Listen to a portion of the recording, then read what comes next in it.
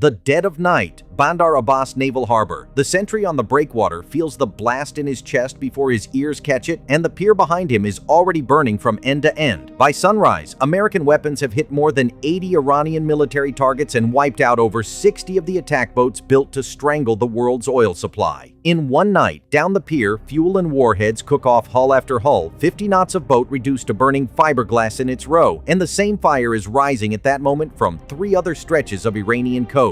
Hours earlier, on the morning of July 7, 2026, Iran had put missiles into 3 commercial tankers. This is the answer, and a United States official summed up its intent in 2 words: not proportional. Welcome back to Defense Declassified. July 7th began with the Qatari liquefied natural gas carrier Al Rayqayyat burning off Oman, one of 3 merchant ships hit near the Strait of Hormuz in a single day, the worst day of attacks on shipping there since the truce, bad enough to push the official threat level for the Strait to severe. American officials said Revolutionary Guard crews had fired at least 2 anti-ship missiles at unarmed commercial vessels. Tehran claimed nothing. The reply came inside 24 hours, aimed at the entire machine Iran built to hold the Strait at risk, and at the oil money that pays for it. For more reconstructions from the war over the world's most important 21 miles of water, subscribe. Start with the water. At its narrowest point, the Strait of Hormuz is 21 nautical miles across, and the shipping lanes themselves are 2 miles wide in each direction, a pair of one-way streets threaded past Iranian islands. Through that gap moves roughly 20 million barrels of oil a day, about a fifth of the global supply, along with a fifth of the world's liquefied natural gas, nearly all of it out of Qatar. Choke this water and the lights dim in Tokyo, Mumbai, and Rotterdam within weeks. Iran's threat to close it was never built on battleships. It was built on the Revolutionary Guard Navy, a separate ideological fleet shaped for years by Rear Admiral Alireza Tangsiri, a commander Israel had killed in a March airstrike, and on a tactic Western planners call the Swarm. Its signature hull is the Paycap class, a fast attack boat copied from a North Korean design. 3 men to a boat, 2 anti-ship missiles or torpedoes to a hull. Speed north of 50 knots. One of them is a nuisance. 30 of them, coming at a tanker or a destroyer from a dozen bearings at once, are a weapon that has worried American admirals since the 1980s. The Guard scattered hundreds of small craft, Paycaps among them, in coves and pens along the strait, at Bandar Abbas, on Chesham Island, at Sirik down the coast, minutes from the shipping lanes at full throttle. The war reached that water in stages. On February 28, 2026, an American and Israeli air campaign began tearing into Iran's military. By early summer, there was a ceasefire. On June 25th, it nearly died when an Iranian one-way attack drone hit a cargo ship and touched off 5 days of retaliation before the diplomats reeled both sides back. And then came the morning of July 7th. The Al Rayqayyat, a Qatari-flagged gas carrier southbound through the lanes, took a projectile in her port side 8 nautical miles east of Lima, Oman, and caught fire. No one aboard was killed. A Saudi crude tanker, the Wedyan, was hit as well, and then a 3rd vessel, the Liberian-flagged Cyprus Prosperity. American officials pinned the launches on Revolutionary Guard missile crews and would confirm only that the weapons were anti-ship missiles. The missile that fits that profile is the Noor, Iran's reverse-engineered copy of the Chinese C-802, a sea-skimming cruise missile with a range past 160 kilometers, from the same family that killed 4 Israeli sailors aboard the corvette Hanit off Beirut in 2006.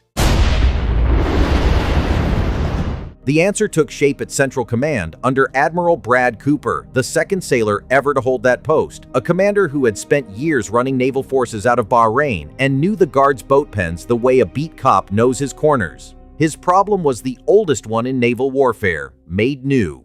You cannot chase a swarm across the water, so you do not chase it. You burn the hive. The official account of what happened next is 1 sentence long. Central Command forces struck more than 80 targets with precision munitions. What leaked out afterward, in fragments no one at the Pentagon will confirm, sounds like this. An American destroyer rode a freak of Gulf physics called an evaporation duct, a layer of hot, humid air that bends radar energy past the curve of the horizon, and watched Iranian boat traffic sitting far beyond her radar's official reach. A Growler crew, flying the EA-18G, the carrier's radar jamming escort, burned its jamming window 12 minutes early early when an Iranian coastal radar woke up in the wrong place. And in one destroyer's darkened combat information center, a tactical action officer had 9 seconds to decide whether a single track on the shared radar picture, a network that fuses every ship's sensors into one screen, was an outbound American weapon or an inbound NOR. 9 seconds and the right call. Whether that night ran exactly this way is a question the Pentagon keeps sealed. What is certain is what the sun rose on. Central Command has never named the platforms that fired. The weapon that fits the ranges and the target set is the BGM-109 Tomahawk, a subsonic cruise missile with a reach beyond 900 miles and a 1,000-pound warhead launched from vertical cells aboard destroyers and submarines. What the weapons hit, Central Command did list: coastal radars, command bunkers, anti-ship missile batteries, air defense sites, and the boats. At Bandar Abbas, the pier line went first. A pay cup is fiberglass wrapped around fuel and warheads, and moored in rows, every burning boat lit its neighbor. Sailors across the harbor felt the detonations arrive through the concrete before the sound crossed the water. One hammer blow, then a run of them, then the crackle of missile motors cooking off like rounds in a house fire, while the harbor surface glowed orange under a smoke column that dawn would show hanging over the whole city. The same sky lit up at Sirak down the coast, over the radar sites on Keshim Island, and far up the Gulf on Karg Island. 60-plus hulls, 4 harbors, hours, not days. And one more question rode home with the fleet. Tehran-aligned outlets insisted shore batteries had fired back at the American warships. Washington has never acknowledged a single missile rising toward its ships. Somewhere between those two silences lies how close this night came to being far bigger.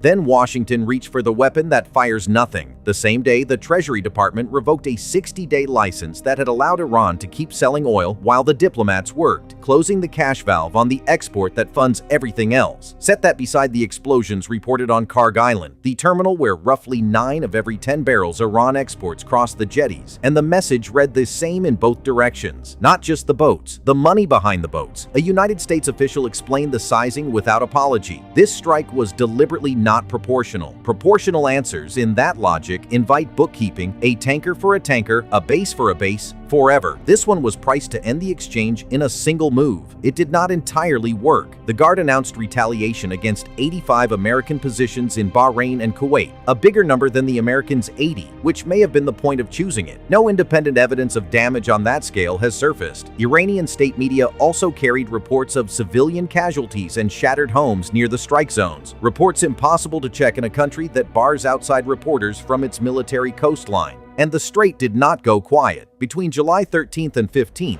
tankers were hit again, and fresh rounds of American strikes followed. The scale of the night had an echo. The last time the United States Navy destroyed this much Iranian naval power in a single day was April 18th, 1988, Operation Praying Mantis, the answer to a mine that nearly sank the frigate Samuel B. Roberts. That day cost Iran a frigate sunk, another crippled, a missile boat, and a clutch of speedboats. This night cost the Guard 10 times the hulls, and it had 38 years to see it coming. Because inside the wreckage at Bandar Abbas sat the hard lesson. The entire logic of a swarm is dispersal. Hundreds of cheap hulls scattered where no single blow can find them. When the blow finally came, the swarm was concentrated, tied up in rows, dense as a parking lot. A swarm at sea is a nightmare. A swarm at the pier is an inventory. Central Command never gave the tactic a chance to run. Tonight, the Strait is still open. Tankers still make the transit with war risk premiums stacked on every cargo, and Qatar's gas still threads the lanes past the burned-out pens. But nobody in Tampa or Tehran believes the ledger is closed. A fiberglass hull takes months to replace, and Iran mass produces them. What takes longer to rebuild is the certainty, 30 years in the making, that the boats were safe in their harbors. That certainty burned with the piers, and the fire did not stay out. 6 days later, tankers were burning in those same waters again, and American aircraft, warships, and one-way attack drones opened a new phase of the campaign, night after night, aimed at finishing what this reprisal began. How that campaign unfolded and what it cost both sides is a story of its own. Next time on Defense Declassified. Until then, stay sharp.